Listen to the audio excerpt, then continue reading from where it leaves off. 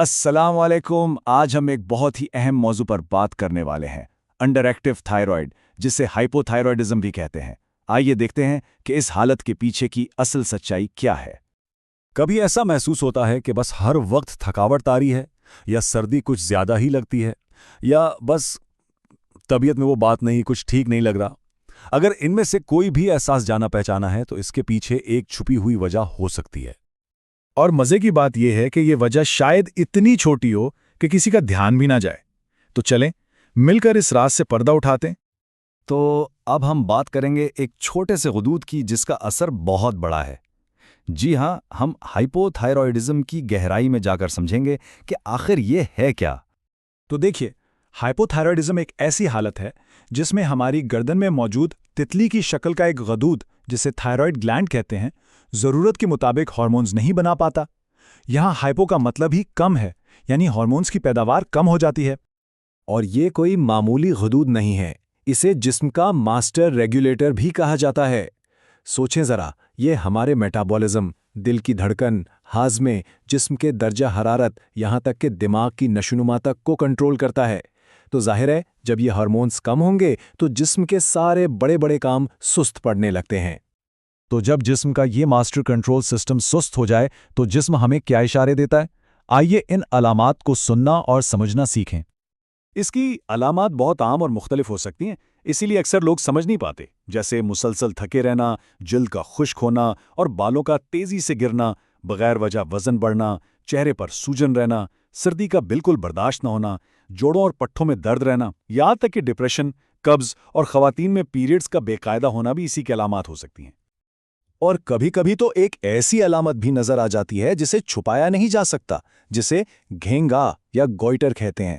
اس میں ہوتا یہ ہے کہ تھائرائڈ گلینڈ خود سوج کر بڑا ہو جاتا ہے، جس سے گردن پھولی ہوئی لگتی ہے۔ ٹھیک ہے، علامات تو سمجھ آ گئیں، لیکن سوال یہ ہے کہ آخر ایسا ہوتا کیوں ہے؟ اس کی جڑ کیا ہے؟ چلیں اب اس کی وجوہات کو کھوجتے ہیں۔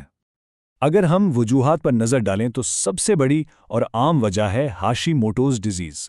اس کے علاوہ دوسری وجوہات بھی ہیں، جیسے تھائرائیڈائٹس یعنی غدود کی سوزش، کچھ خاص قسم کی دوائیں، یا پھر تھائرائیڈ کی سرجری یا ریڈیشن تھراپی۔ اچھا، تو یہ ہاشیموٹوز کی بیماری ہے کیا؟ یہ دراصل ایک آٹو ایمیون مسئلہ ہے۔ آسان لفظوں میں، جسم کا اپنا دفاعی نظام جو ہمیں بیماریوں سے بچاتا ہے وہ ہی کنفیوز ہو جاتا ہے۔ وہ غلطی سے اپنے ہی تھائرائڈ گلینڈ کو کوئی دشمن سمجھ کر اس پر حملہ شروع کر دیتا ہے، اور ظاہر ہے اس حملے سے وہ غدود کمزور پڑ جاتا ہے۔ تو پھر اس پہیلی کو حل کیسے کیا جاتا ہے؟ یعنی ڈاکٹر کیسے شک سے یقین تک پہنچتے ہیں؟ آئیے اب تشخیص کے عمل کو سمجھتے ہیں۔ یہ عمل عام طور پر 3 قدموں پر مشتمل ہوتا ہے۔ سب سے پہلے ڈاکٹر پوری میڈیکل ہسٹری دیکھتے ہیں، پھر جسمانی معائنہ کرتے ہیں، اور آخر میں حتمی تصدیق کے لیے خون کے کچھ ٹیسٹ کروائے جاتے ہیں۔ اور خون کے ٹیسٹ میں 2 کھلاڑی سب سے اہم ہیں۔ ایک ہے TSH یعنی تھائرائیڈ اسٹیمولیٹنگ ہارمون، اور دوسرا ہے T4۔ TSH ہمارے دماغ سے آتا ہے اور تھائرائیڈ کو کہتا ہے چلو بھائی ہارمون بناؤ۔ اب ان ٹیسٹ کے نتائج کو سمجھنا بہت دلچسپ ہے۔ زیادہ تر کیسز میں TSH بہت زیادہ ہوتا ہے اور T4 کم۔ اس کا مطلب ہے کہ دماغ تو چیخ چیخ کر کہہ رہا ہے کہ ہارمون بناؤ، لیکن تھائرائیڈ سن نہیں رہا۔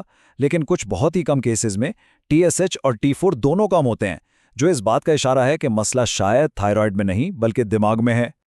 چلیں ایک بار جب تشخیص ہو جائے تو اچھی خبر یہ ہے کہ آگے کا راستہ بہت صاف اور سیدھا ہے۔ اس حالت کو مینج کرنا بالکل ممکن ہے۔ علاج کا اصول بہت سادہ ہے۔ جو ہارمونز جسم نہیں بنا رہا وہ اسے باہر سے دوا کی شکل میں دے دیے جاتے ہیں۔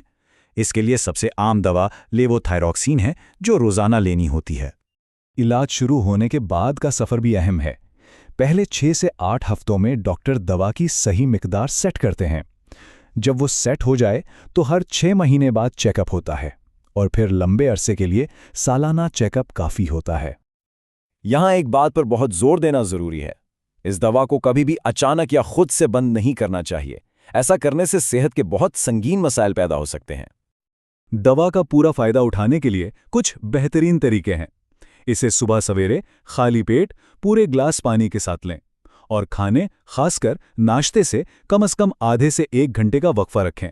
لیکن سب سے اہم بات، ہمیشہ اپنے ڈاکٹر کی ہدایات پر ہی عمل کریں۔ تو اس ساری بات چیت کا نچوڑ کیا ہے؟ यही कि अपनी सेहत के बारे में जानना और आगाह रहना ही इसे बेहतर तरीके से संभालने की तरफ पहला और सबसे ज़रूरी कदम है। और आखिर में एक सवाल हम सब के लिए, क्या हम वाकई अपने जिस्म के भेजे हुए छोटे छोटे इशारों को सुन रहे हैं या उन्हें नज़रअंदाज कर रहे हैं? इस पे ज़रूर सोचिएगा।